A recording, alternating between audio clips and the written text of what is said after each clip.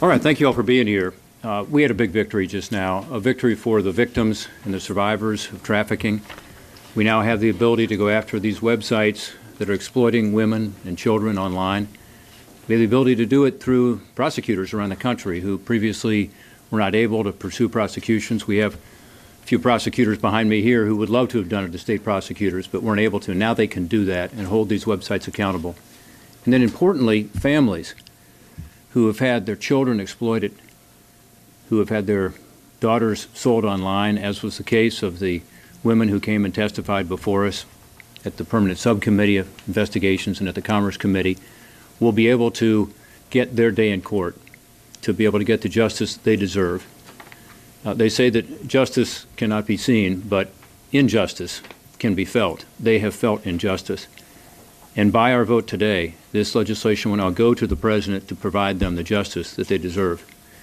Senator Blumenthal and I were the co-authors of this, but everybody up here played a huge role in drafting this legislation and ensuring its passage today. Senator Blumenthal.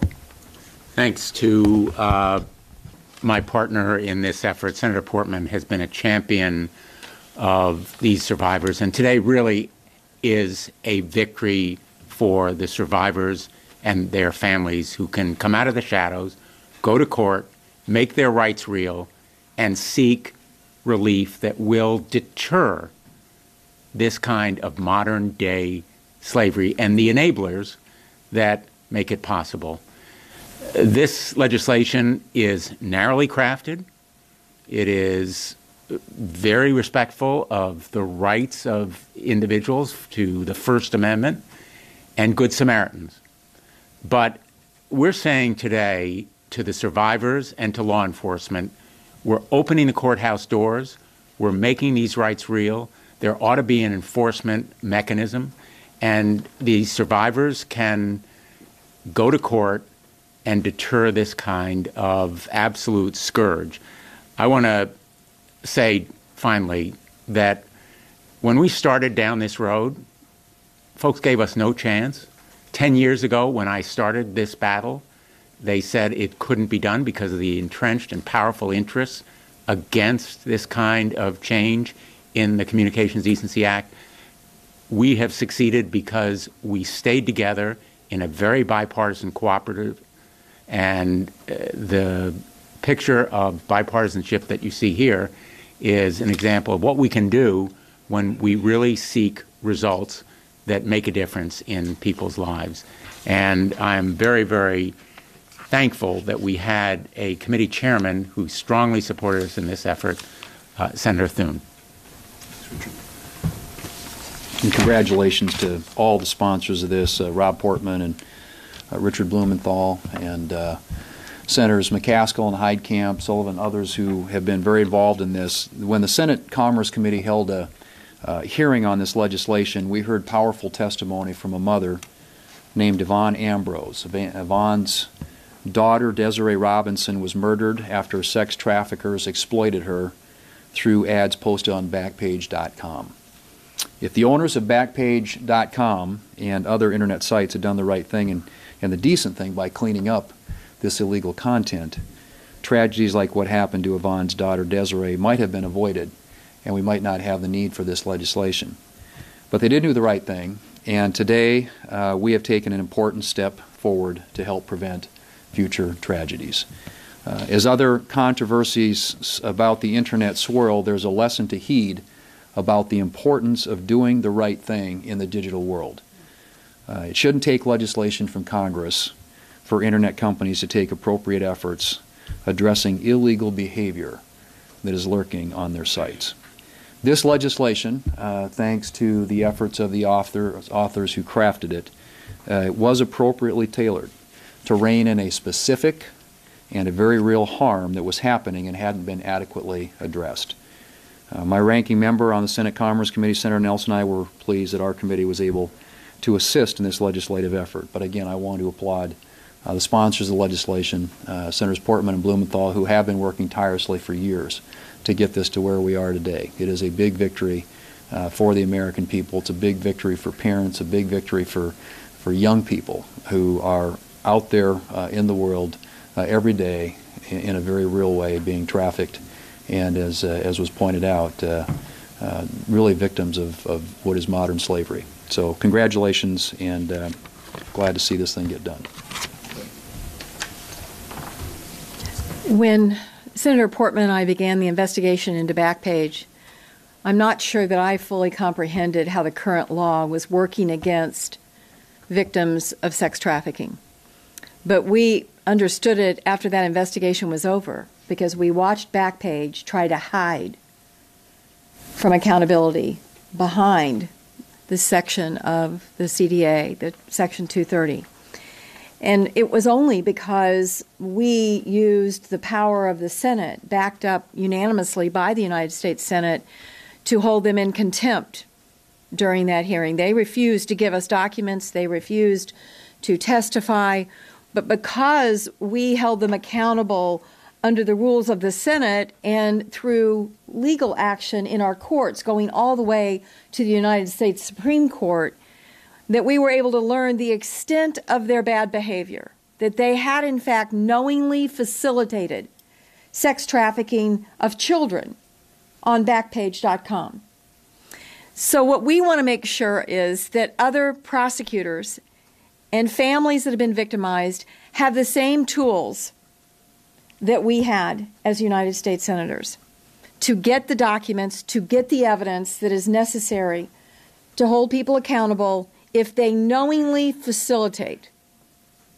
And it's very important to keep emphasizing that phrase, because those people who worked against this bill wanted to give the impression that we were shutting down free speech and that we were trampling on people's liberties. No.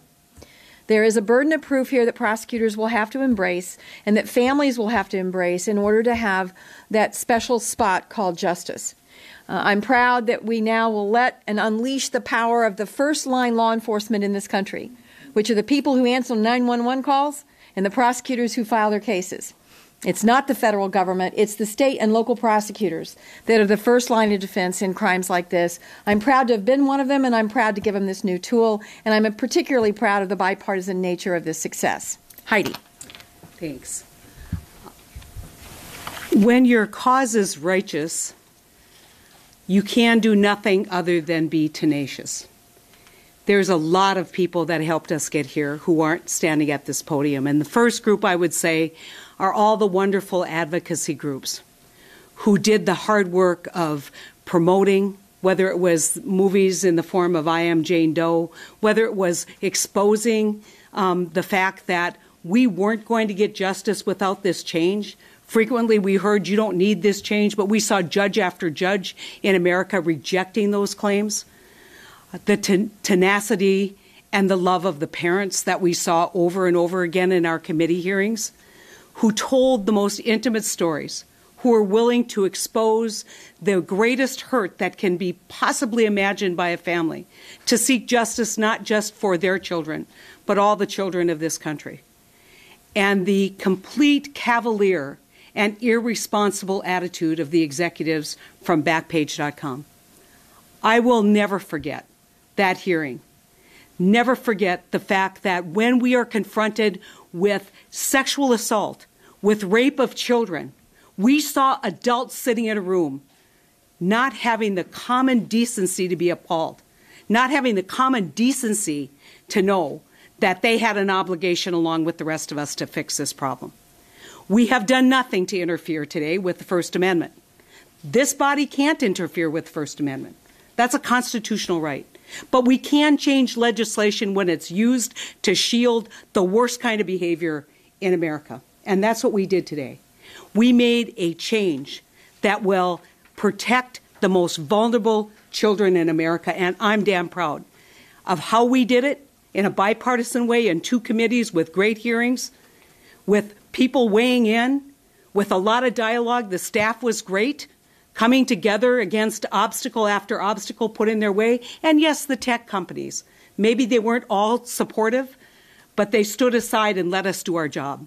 And so we have to provide a shout out. But I can't leave this podium without mentioning 2 people who aren't here who definitely desperately deserve to be on this podium, and that's John and Cindy McCain. This was a quest that I started with Cindy 5 years ago, and I know she's worked with everyone up here. And John has taken up that challenge, and Ben amplified Cindy's voice. They are the heroes, and if they're watching it, if they see this, I want them to know that once again, the American heroes that they are, they have done something that is so important.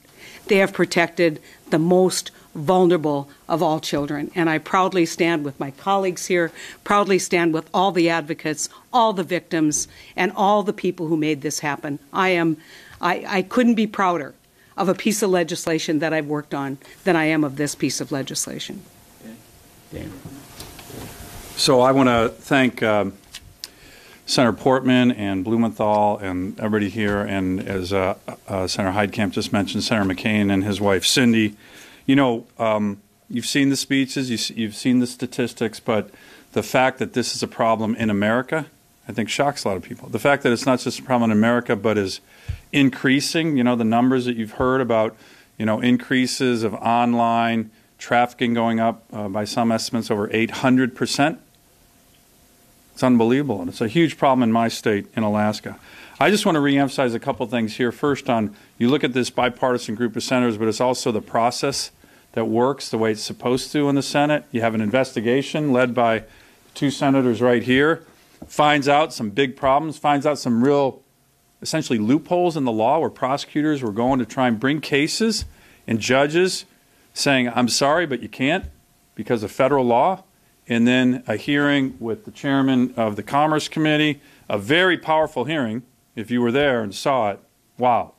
To really kind of look at this more in depth with different witnesses, including from the tech companies, and then to bring it to the floor in a bipartisan way. One element that I think you're going to start to see a little bit more in these cases, and if you look, we have actually passed in the last couple of years a number of pieces of legislation deal with human trafficking.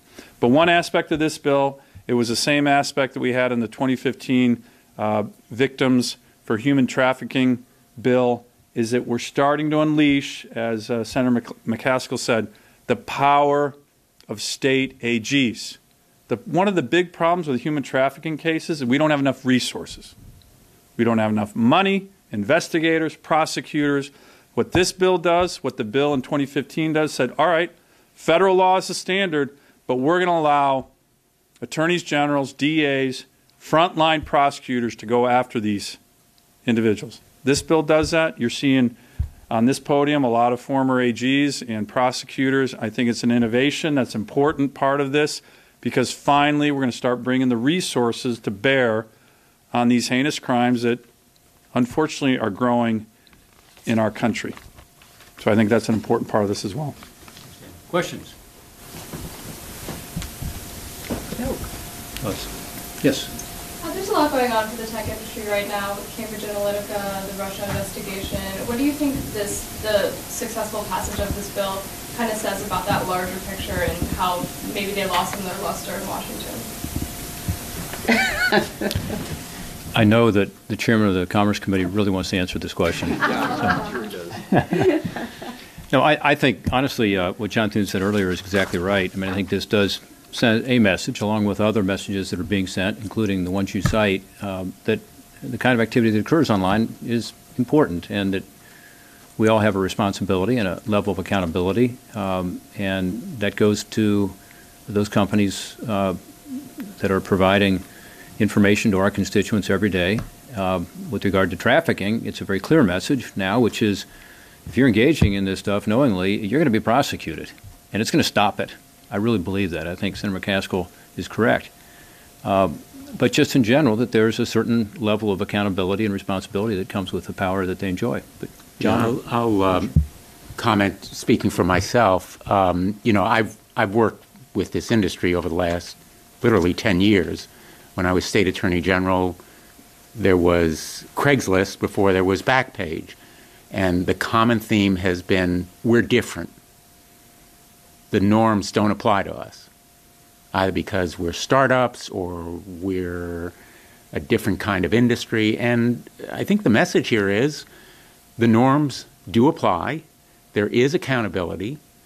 And you will be held responsible for these kinds of breaches of trust and moral obligation. And we're not going to simply abide by the reassurance, trust us, we'll do the right thing. So that's a message that applies across the board to a lot of different activities, whether it relates to sex trafficking or privacy, personal information. I think there's a growing feeling that there is a need for stronger rules of the road when it comes to accountability in this industry. Now, I want to make very clear, we listened to the tech industry. We changed the statute wording. That's one of the tasks that occupied literally hours, days, months, and a lot of internal debate. And so we heeded and heard their constructive criticisms. We didn't dismiss them by any means. But at the end of the day, clearly there is a need for eliminating the almost unique immunity or shield from responsibility that this industry has under the Communications Decency Act, which is outdated and obsolete, if it ever was needed. And I would argue that as long as 10 years ago, it should have been eliminated. When I first proposed it, I can remember people saying to me, you must be crazy. You will never be able to change that statute, given their power. But clearly, those survivors, and I just want to emphasize this point, the survivors and their advocates are the ones who deserve the plaudits. If you heard Yvonne Desiree Robinson's mom, that flesh and blood story still brings a lump to my throat. And I had her photograph on the floor of the Senate today because she is the flesh and blood face of why this kind of reform is needed and why eventually all but two of our colleagues voted for the bill. Just briefly say, I think it's a wake-up call, and this was clearly illegal activity that was happening online. But I think that in the future, tech companies have to understand that it's not the Wild West, and they have to exercise responsibility. And whether that's sex trafficking, of course, is a clear example that had to be addressed, but whether it's electioneering or acting as a publisher instead of a platform, there are just clear lines of responsibility that are going to have to, and accountability that's going to have to be demanded. And so I expect that in the future there will be more conversations, more discussions with the tech companies about some of the activities that are occurring online, and we hope they'll be responsive. Thank you all. Appreciate it.